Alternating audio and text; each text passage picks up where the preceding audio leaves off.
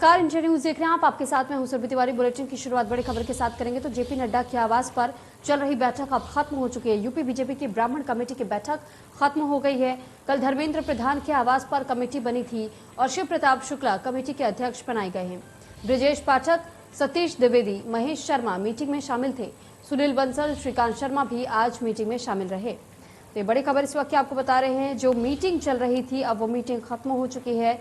JP Nadda खुद इस meeting की अध्यक्षता कर रहे थे और उन्हीं की अध्यक्षता में इस मीटिंग को संपन्न किया गया। जेपी नड्डा के आवास पर बैठक खत्म हो गई है। जो काफी देर से बैठक चल रही थी अब ये बैठक समाप्त हो चुकी है। यूपी बीजेपी की ब्राह्मण कमेटी की ये बैठक खत्म हुई है। कल धर्मेंद्र प्रधान के आवास पर कमेटी बनाई गई थी, तो कमेटी बनाने के बाद से आज ये पहली बैठक बताई जा रही है और शिव प्रताप शुक्ला इस बैठक का हिस्सा रहे थे। तो ब्रजेश पाठक, सतीश द्विवेदी, महेश शर्मा भी बैठक में शामिल हुए थे। बड़ी खबर आपको बता रहे हैं, जेपी नड्डा बैठक की अध्यक्षता कर रहे थे, उनकी अध्यक्षता में ये बैठक संपन्न की गई है। तो ब्राह्मण कमेटी की बैठक खत्म हो चुकी है और इस कमेटी का गठन कल ही हुआ था धर्मेंद्र प्रधान के आवास पर। तो कमेटी बनाई गई थी और आज जेपी नड्डा की अध्यक्षता में एक अहम बैठक बुलाई गई थी, जो कि बैठक समाप्त हो चुकी है। तो यूपी बीजेपी की ब्राह्मण ये जो मीटिंग चल रही थी, जो मीटिंग लंबे समय से जारी थी वो अब समाप्त हो चुकी है। शिव प्रताप शुक्ला कमेटी के नए अध्यक्ष बनाए गए हैं। ब्रजेश पाठक, सतीश द्विवेदी, महेश शर्मा बैठक में शामिल हुए। तो जेपी नड्डा के आवास पर जो बैठक लंबे समय से चल रही थी अब वो बैठक समाप्त हो चुकी है। यूपी बीजेपी की ब्राह्मण कमेटी की बैठक खत्म हो गई है और कल धर्मेंद्र प्रधान के आवास पर कमेटी का आयोजन किया गया था, कमेटी बनाई गई थी।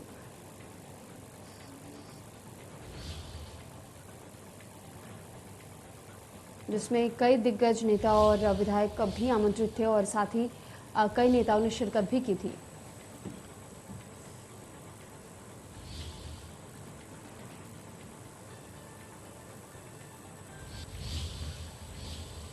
तो वहीं उत्तर प्रदेश विधानसभा चुनाव से ठीक पहले समाजवादी पार्टी से ताल्लुक रखने वाले लोगों पर जिस तरह से आयकर विभाग का कहर बरप रहा है, उसका आगामी चुनाव पर कैसा असर पड़ता है ये तो फिलहाल आने वाला वक्त बताएगा। लेकिन उससे पहले एक खबर सामने आई है, वो जानना और समझना ज्यादा जरूरी हो जाता है। कानपुर का धन कुबेर पीयूष जैन, जी हां, धन कुबेर को जीएसटी इंटेलिजेंस की टीम ने कारोबारी पीयूष जैन को टैक्स चोरी के आरोप में कानपुर से गिरफ्तार कर लिया। अब तक की छापेमारी में जैन के घर और अन्य जगहों से 257 करोड़ रुपए की नकदी बरामद की जा चुकी है। 23 दिसंबर से शुरू हुई आयकर विभाग की कार्रवाई लगातार जारी है और 257 करोड़ की नकदी के अलावा पीयूष जैन के घर से 125 किलो सोना और अरबों की संपत्ति के दस्तावेज मिले हैं। डीजीआई के छापे में अभी तक करीब 1000 करोड़ रुपए की संपत्ति का खुलासा हो चुका है। फिलहाल टीम जैन के कन्नौज स्थित घरों को लगातार खंगाल रही है। पिछले 24 घंटे से पीयूष के 7 घरों की दीवारें, तहखाने, अलमारियों और लॉकरों को तोड़ा जा चुका है। जानकारी के अनुसार इत्र कारोबारी पीयूष कई बार कम बिक्री दिखाकर के टैक्स कम भरता था। इसके अलावा फर्जी कंपनियों के बिल काटकर वो टैक्स की चोरी किया करता था। अब तक जैन के अलग अलग ठिकानों से कुल 257 करोड़ रुपए बरामद किए जा चुके हैं। दरअसल करोड़ों की इस टैक्स चोरी का खुलासा उस वक्त हुआ जब डीजीआई की टीम ने अहमदाबाद में एक ट्रक को पकड़ा था।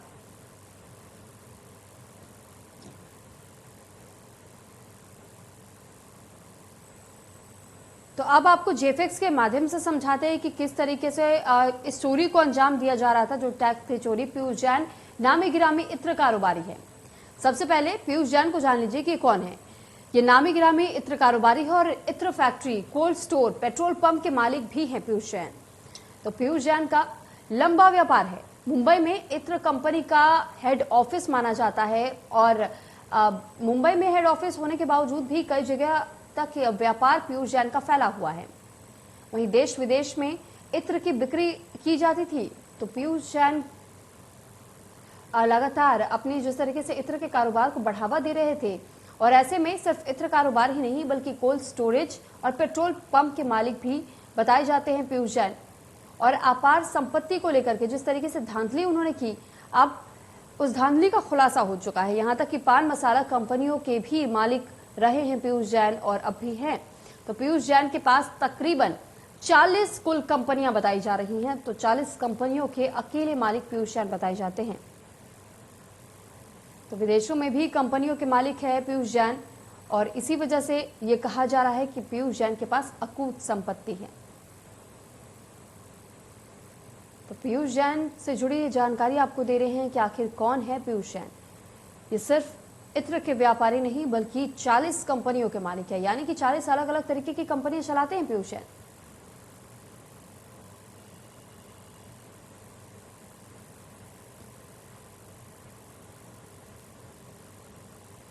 खबर लखनऊ से है, जहां पर जीएसटी और आईटी की छापेमार कार्रवाई की गई और पीयूष जैन के घर से अब तक कुल 257 करोड़ रुपए बरामद किए जा चुके हैं। छापेमारी में मिले रुपए पर अनुराग भदौरिया का बयान भी सामने आया है और अनुराग भदौरिया ने कहा है कि काले धन का जखीरा बरामद किया गया। क्या कुछ कहा है, सुनिए।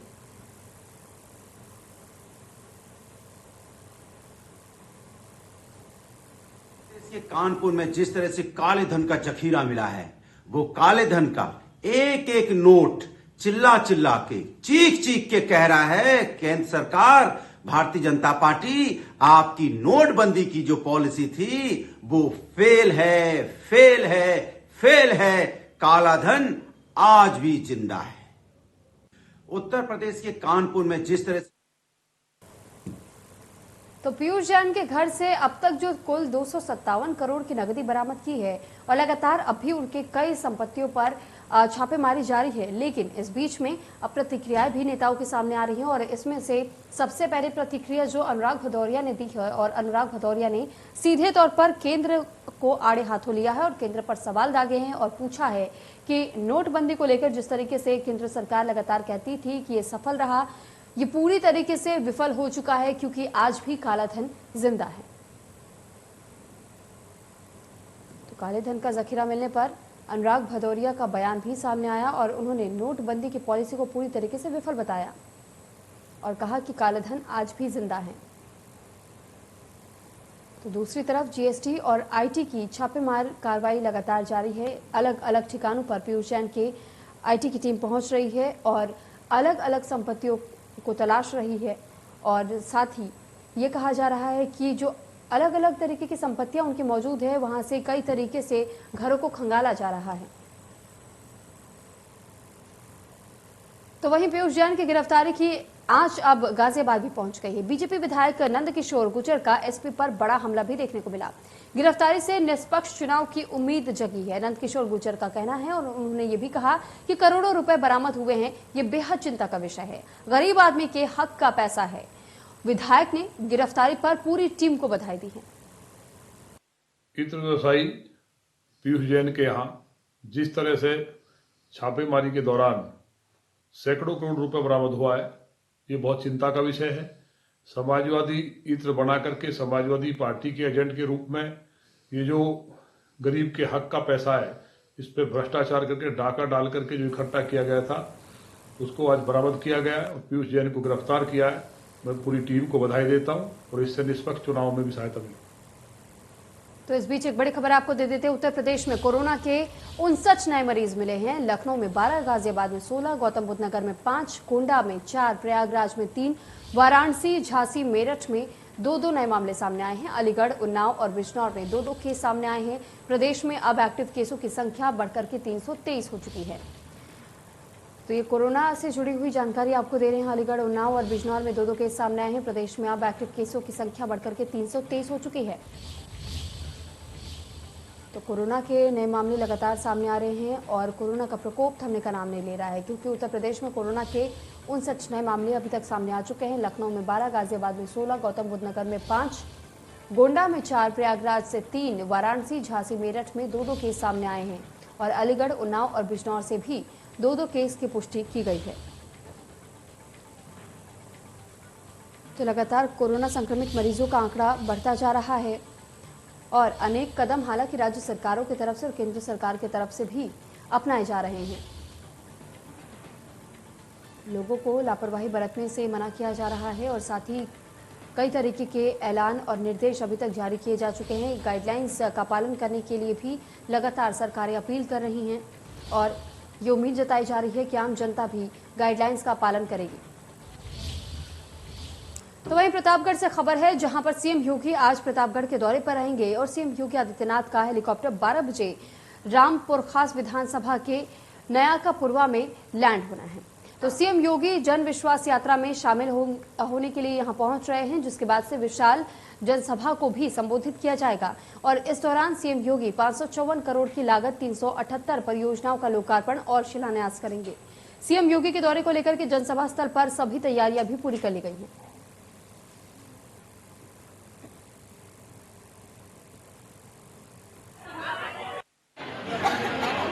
मुख्यमंत्री योगी आदित्यनाथ का दौरा आज प्रतापगढ़ के रामपुर खास विधानसभा में, जहां पे जनसभा को संबोधित करेंगे।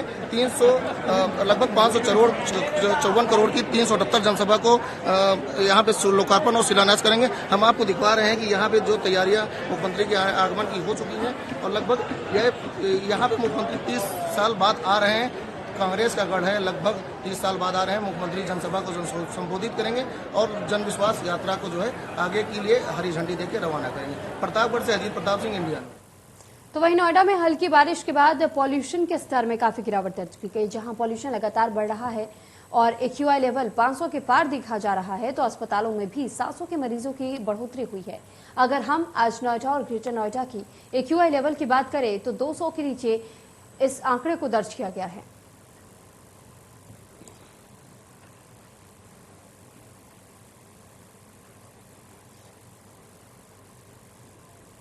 दिल्ली NCR में जहां पहले पॉल्यूशन का लेवल था वो लगातार बढ़ रहा था, ऐसे में जो रात बारिश हुई उसके बाद कहीं ना कहीं पॉल्यूशन में गिरावट हुई है। जो कहें तो पहले जो AQI लेवल था वो 500 के पार था। अगर हम आज की बात करें तो अभी आप सड़कों पर देखोगे तो धुंध है वो भी नजर नहीं आ रही है। कहीं ना कहीं अब जो बारिश हुई है, बारिश के बाद जो मौसम का काफी बदलाव आया, उसके बाद जो प्रदूषण का स्तर था वो काफी कम हुआ है। आज का AQI लेवल, अगर हम अभी इस वक्त हम नोएडा में मौजूद, नोएडा के AQI लेवल की बात करें तो वो लगभग 200 से नीचे है। यानी कहें तो प्रदूषण का लेवल बेहद ही नीचे पहुंच चुका है, क्योंकि पहले जो हवा थी नोएडा की जहरीली थी, लोगों को कहे तो सांस लेने में भी काफी दिक्कतों का सामना करना पड़ता। तमाम जो अस्पताल थे उसमें सांस के मरीज थे, उसमें भी काफी वृद्धि हुई थी। लेकिन अब कहीं ना कहीं बारिश हुई है, बारिश के बाद जो दिल्ली से नोएडा है उसका पॉल्यूशन लेवल है वो काफी बेहद ही अच्छा हुआ है। हवा थी वो पहले जहरीली, लेकिन अब कहीं ना जो बात करें तो हवा भी काफी साफ नजर आ रही है। नोएडा से कुमार। तो वहीं गाजियाबाद में एयर क्वालिटी में थोड़ा सा सुधार जरूर देखा गया है, मगर वहां सांस लेने योग्य अभी तक हवा नहीं बनी है। आज की गाजियाबाद में एयर क्वालिटी इंडेक्स 300 के आसपास है, मगर शाम होते होते एयर क्वालिटी काफी खराब हो जाती है। गाजियाबाद में हमारे संवाददाता ने जायजा लिया है, देखिए रिपोर्ट। राजधानी और उसके आसपास के इलाकों में एक तरफ जहां ओमिक्रॉन का खतरा बढ़ रहा है और वहीं ठंड भी बढ़ रही है, लेकिन साथ साथ एक तीसरी मुसीबत भी लोगों को लगातार परेशान कर रही है और वो है प्रदूषण। जी हाँ, एयर क्वालिटी में बहुत ज्यादा सुधार होने का नाम नहीं ले रहा है। मैं NCR में गाजियाबाद में मौजूद हूँ, आपको वसुंधरा इलाके की तस्वीरें दिखाने की कोशिश करता हूँ। हालांकि पिछले दिनों की तुलना में अगर बात करें तो जो हवा की गुणवत्ता है उसमें सुधार हुआ है। एयर क्वालिटी इंडेक्स आज 300 के आसपास है।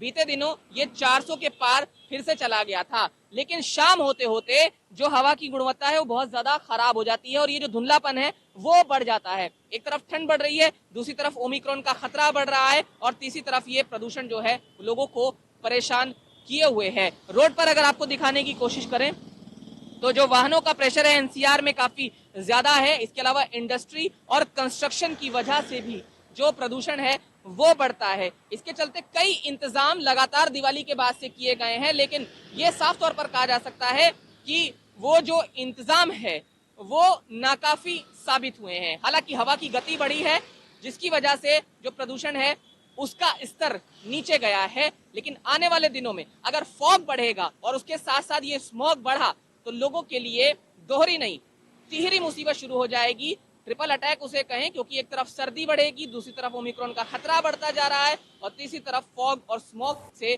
जूझने के लिए NCR के लोगों को तैयार होना होगा। ऐसे में तमाम इंतजाम जो प्रशासन कर रहा है उस पर सबकी नजर है कि किस तरह से इस प्रदूषण के स्तर को कम किया जाए। गाजियाबाद से जतिन गोस्वामी, इंडिया न्यूज।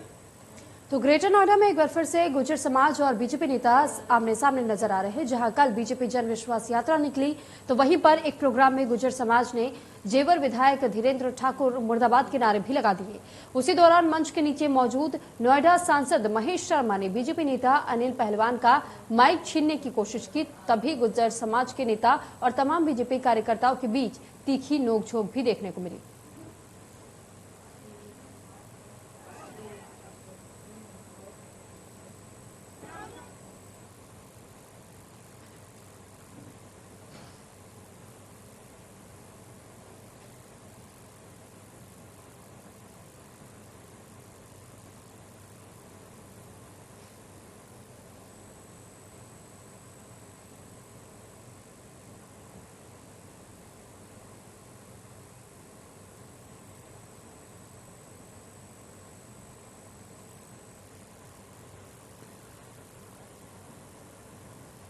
भारतीय किसान यूनियन भानु के नेतृत्व में पिछले 6 दिनों से चल रहे अंडरपास बनाए जाने के विरोध में धरना प्रदर्शन निरंतर जारी रहा। किसानों की महापंचायत तैयारी पूरी, जिसमें दर्जनों जिलों से किसान नेताओं को बुलाया गया है। वहीं किसान यूनियन ने ग्रामीण क्षेत्रों में किसानों से आह्वान किया है कि वह महापंचायत में मौजूद रह करके अपनी उपस्थिति दर्ज कराए, वह सरकार का विरोध करे। और इस संबंध में भारतीय किसान यूनियन भानु के जिला अध्यक्ष पंकज ठाकुर ने रेल विभाग और स्थानीय प्रशासन को चेतावनी दी है कि महापंचायत में मौजूद रह करके किसान राहगीरों की समस्याओं का निस्तारण कराने का प्रयास करें। और महापंचायत में भारतीय किसान यूनियन भानु के राष्ट्रीय अध्यक्ष ठाकुर भानु प्रताप सिंह भी मौजूद रहेंगे।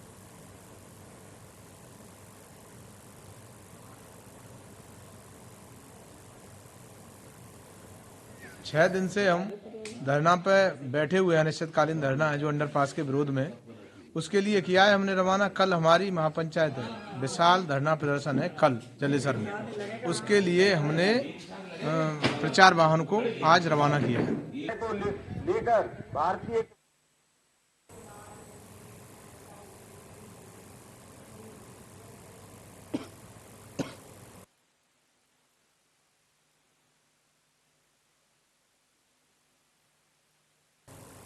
फिलहाल इस बुलेटिन में इतना ही। आप बने रहिए चैनल न्यूज़ के साथ। नमस्कार।